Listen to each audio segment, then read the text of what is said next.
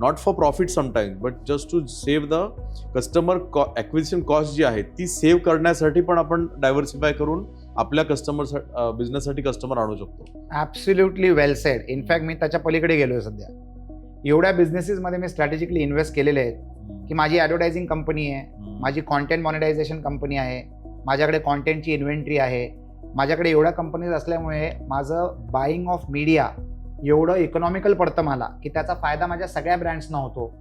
तर you have to reduce customer acquisition cost. Simple.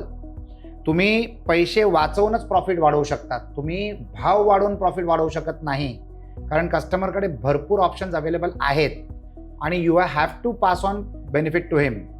असा एखादा जर बिझनेस असला जिथे तुम्हाला पर कस्टमर प्रॉफिट नाही आहे पण over a number of customer तुमचा प्रॉफिट दिसतो, असा बिझनेस करायचा. कारण अशा बिझनेसमध्ये कस्टमरचा फायदा तुमचा कस्टमर होण्यामुळे त्यांचा तुमच्यापेक्षा जास्त फायदा होतो. तर इंडिव्हिज्युअल बेसिसवर the customer has to be a better beneficiary than you are. आणि हे तुम्ही तेव्हा घडवू शकता जेव्हा तुमच्याकडे डायव्हर्सिफाईड इकॉनॉमी असेल किंवा इकोसिस्टम असेल ज्याच्यामध्ये तुम्ही ह्या रिसोर्सेसना शेअर करू शकतात. कारण तो रिसोर्स तुम्ही त्या बिझनेससाठी घडवलेला नाही आहे, तो रिसोर्स बाय द वे तिथे आहेच आणि त्याचा वापर तुमच्या कस्टमर ॲक्विजिशन कॉस्टला कमी करण्यासाठी होतोय, म्हणून तुमचा प्रॉफिट वाढतोय.